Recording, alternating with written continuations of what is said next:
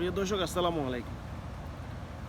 ইদানিং দেখতেছি অনেকে বলতেছে যে ভিডিওর নিচে যে শেয়ার অপশনের নিচে যে হোয়াটসঅ্যাপ আছে, ওখানে গেলে অডিও কল ভিডিও কল দুটোই হয়। আসলে এটা হচ্ছে ভুয়া। এটা আপনার সাথে একটা প্রতারণা। মানে আপনাকে এটা বলে আপনার হোয়াটসঅ্যাপে যাবেন, যাওয়ার পরে যে আপনার যারা ফ্রেন্ডস আছে আপনার ফ্রেন্ড লিস্টে, তাদের কাছে যদি আপনি ওই মেসেজটা দেন, তাহলে তার ওই আইডির মেসেজটা সবার কাছে চলে যাবে।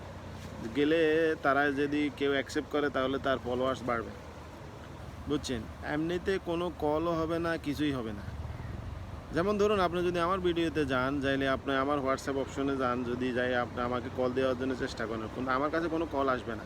কিন্তু আমার আইডির মেসেজটা আপনার আইডিতে যত ফ্রেন্ড আছে সবার কাছে পৌঁছে যাবে। এতে করে আমার ফলোয়ার্স বাড়বো, আমার লাইক কমেন্ট বাড়বে। এটাই হলো মূল কথা।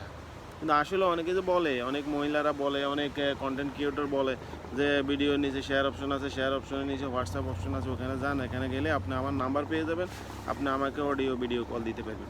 এটা একদম মিছা কথা। এটা হচ্ছে প্রতারণা, বুঝছেন? এগুলা কেউ কানে নেবেন না, এসব ভুয়া কথা কেউ শুনবেন না।